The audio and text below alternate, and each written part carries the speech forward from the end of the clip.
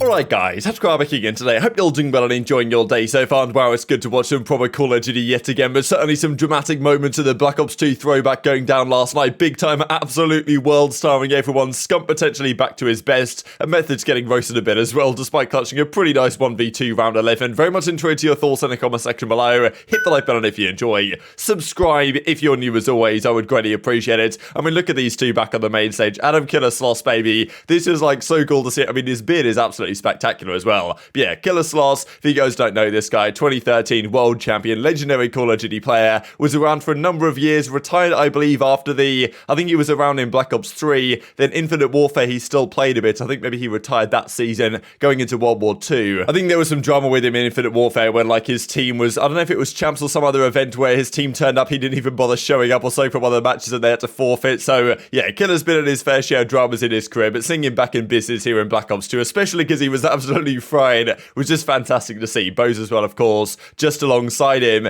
And yeah, I thought this was great that CDL Pal put out on our Twitter yesterday. Casuals just looking at this guy thinking, who's this guy? Just a guy with a beard. But yeah, for Call of Duty fans, it was something a little bit different, right? So awesome stuff to see happen last night. And honestly, congratulations to Hitch and all the boys that worked putting this together. There's still one more day, but the tournament already raised, I think, $45,000, which I don't know if that was their target, but that was pretty much one of the numbers that they had on their list of numbers to hit. And they've already smashed through it day one. I'm sure day two is going to be even better. So this I thought was a crazy stat. Also, this is the first time yesterday that Clay and BO2, so it was Clay, BO2, Killer and Methods, like the listed, yeah, absolute comedy. But yeah, Clay and BO2, the first time they played together on LAN since 8.5 years ago. This is COD Champs 2014, the OpTic team as it was at the time, Scump, Nadeshot, Clay and Envoy. So what a crazy team that was back in March, April 2014. Very entertaining team as well for sure. But yeah, 8.5 years ago, man, crazy scenes. Now this to mention because it seems to me that they were playing the game on a very early patch, because I did not realize that in the early patches, I think the M8 used to have 36 bullets. If you guys paid close attention then, it's also the M8A1, not the M8A7, so rare miss from the TacticalRab Academy, at least the Black Ops 2 M8A1, the M8A7 was in Black Ops 3. But yeah, the Black Ops 2 M8 only had 32 bullets in the mag, so it had 8 bursts. But I'm guessing in one of the early patches it had 36, because you guys remember,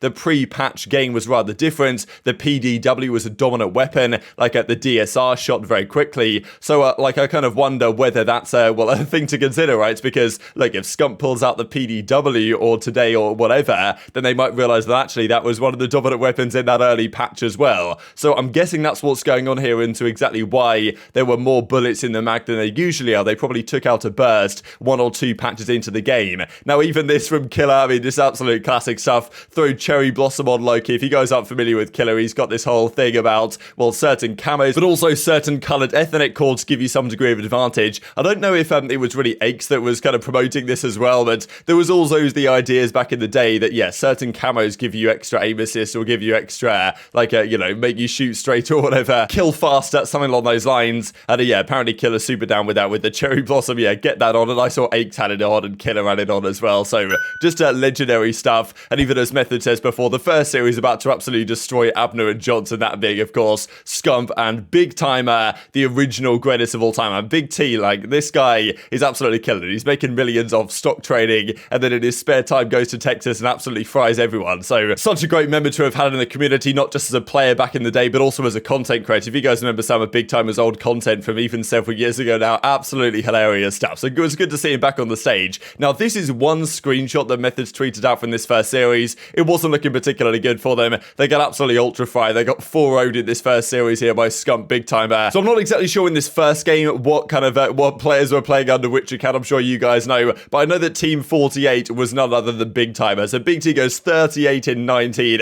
absolutely destroys the on raid hardpoints. Clay, BO2 not having the greatest time. Killer and Methods were trying to do their best to hold their own, and Methods was only tweeting out the scoreboards that he was doing okay in. But I mean, yeah, this just goes to show, pretty much summarizes the first series. Now, in fairness, there was all the talk about, players were using PlayStation controllers on the old Xbox 360s, which doesn't always work out so well, the input delay and stuff, and the monitors. There were some things that they had to get used to. And also, I think, like, Crim in his first series was struggling early on with one of the controllers, changed it out, and then Crim absolutely started frying. And then I'm guessing Aches and Crim may not have got into some of the Xbox settings, because you guys may remember back in the day, there used to be this talk about how Complexity had figured out the way to change the Xbox settings or whatever to give them some advantage in the game, it kind of seemed like they'd done that because they were absolutely frying. So yeah, that was the first series. BigTymeR was just smoking them left, right, and center. It was Big T, Scump, Arcitys, and Pristini. Scump had some great plays as well, and even as Clay said after the series, plugged in a 360 controller, actually felt way better. So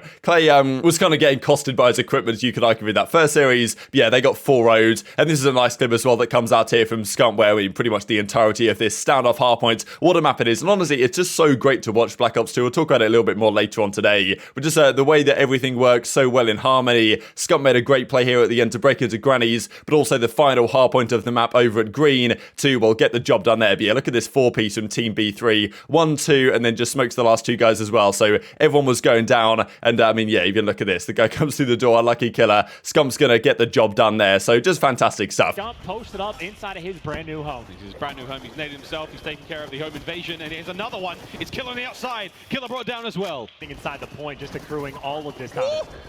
Another from the top, a second as well. Guns them both. You need 40 go. Scump's now trying to make the play. This is the last ditch attempt.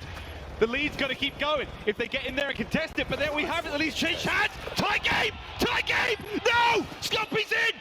They've done it!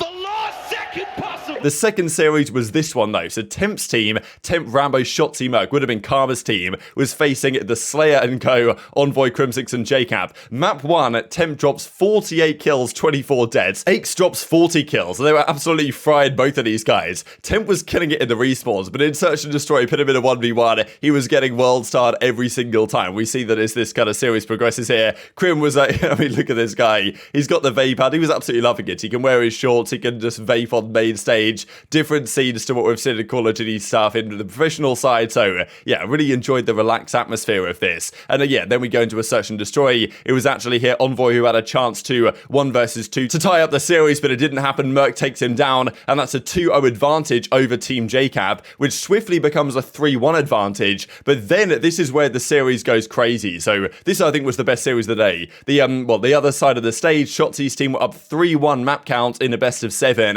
and 5-2 on Meltdown, Search and Destroy. Team Slayer comes all the way back, that's Crim's team of course, goes all the way to around 11, and then JCap clutches a crazy 1v1 against Temp to, well, clutch up the rounds, win that, make it 3-2, and then JCap goes off with like an 11-12 kill streak with a stealth chopper on the slums hardpoint, makes it a game 5, and then Crimsix's team win the game 5 anyway, and Crim drops like 12 kills, we'll see here in a second. So yeah, Temp L jump shot round 11, he was like, yo, why did I do that? JCap just smoked me. And yeah, 2-5 down on Meltdown Search, 1-3 down in map count. They came all the way back to win this series. In game 7, like, Crim absolutely took over this game 5, or this game 7, sorry. And I mean, yeah, pretty much a full collapse from, well, what would have been Karma's team, but of course Karma not there, so you can't put any blame on it. But yeah, Temp, Rambo, Merc, and Shotzzy did not have the best time, and Temp was just losing every single 1v1 he was in, unfortunately for him. So this was how the bracket looked after that. Team Scump, Team JCap, they advanced through. Then it was Killer versus Karma's team in the lower side to try and make it happen, and Clay was back to his best in this one. And people were actually noticing here that despite the casters didn't really catch this, Clay actually fell off the map here. So this is just vintage Clayster type stuff. But as you guys can see, Clay's off spawn trying to have this gunfight here with Rambo,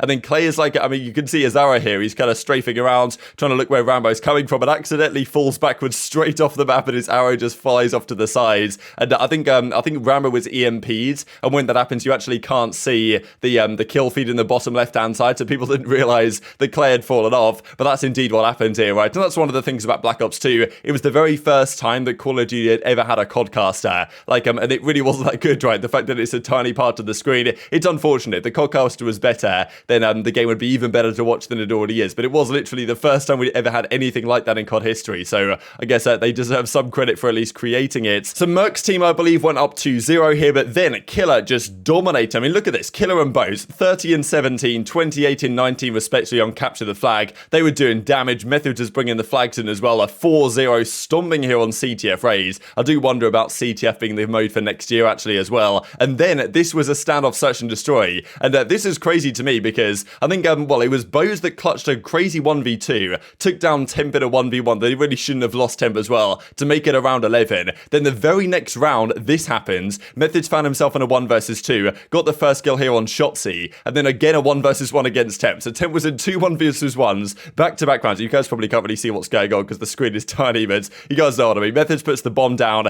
and eventually Temp goes to check, and then just catches the wrong timing. It's a Methods that takes him down to clutch up the round 11, and Chance's comments are pretty funny here, because, yeah, Ziddy, not usually the best in 1v1 situations, but when it really mattered right here, he delivered the goods.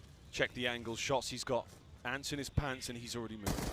Shotzzy taken care of. That's one miracle down, one left. It's Donny Temp. 30 seconds. Force the move. Bomb is armed. Here comes Temp. Will he stick it? Zin's making a play. Hard read.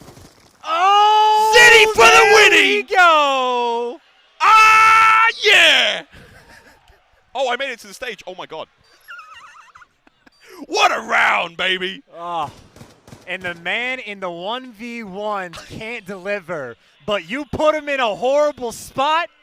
Oh, man. I told you. And even this, I thought, was a pretty funny screenshot after that. Killer was just about to stand up here, and BO2 can just about see his hands. The Method's having a good time, but then Clay comes out straight up with the choke side. Like, you can't stop Clay's tonight. He wasn't even playing, like, particularly well or anything spectacular. But, yeah, he was going over to his new teammate in Temp, right? Because Temp on the other side of the stage was not exactly performing in the 1v1 situations. And Clay's letting his, new teammate know, I suppose. And then the final series they played last night was effectively the winners' final. So to determine the team that goes through into the grand finals with, I don't know if they're going to do an advantage or exactly what their format's going to be there in the game, well, in the grand finals, right? So look at this picture, right, with Mack here, Scump, Rambo, BigTymeR, and JCap as a 5, and it probably, here we go, in the replies, there's images of these same fellas back in the day. So, I mean, yeah, just absolutely fantastic stuff to see everyone back in action on this same game. And yeah, so Team JCap at this point, that's Crim and Aches and Co. They were absolutely fine. I don't know what got into them exactly, that they managed to turn a switch so effortlessly, really, from being 1-3 down to just winning 3 straight and then pretty much dominating Team Scump here in this final series. BigTymeR was doing his best, man. BigTymeR was trying to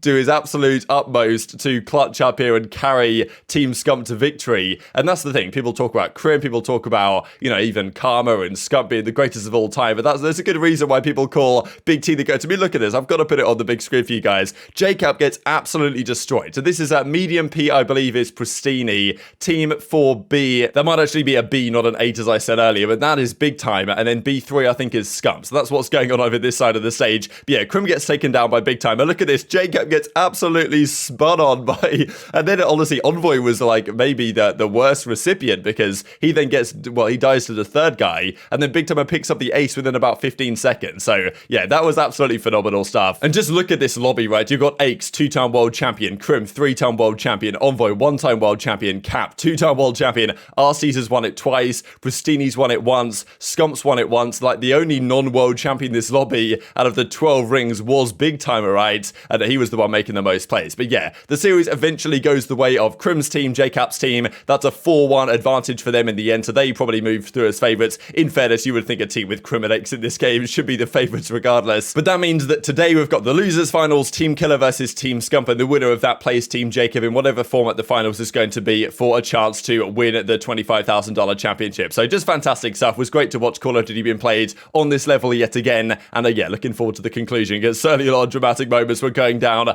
last night. Very much enjoyed your thoughts in the comment section below. Hit the like button if you enjoyed. Subscribe if you're new. Take care, and I'll see you next time. Turned yet for Crim.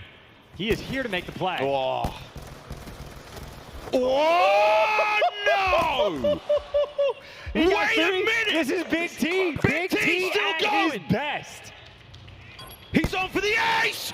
Oh my God! For the next round. The GOAT debate is irrelevant. Some people say Crim, some people say Scump. Karma Clay there in the mix. All wrong. It's BigTymeR.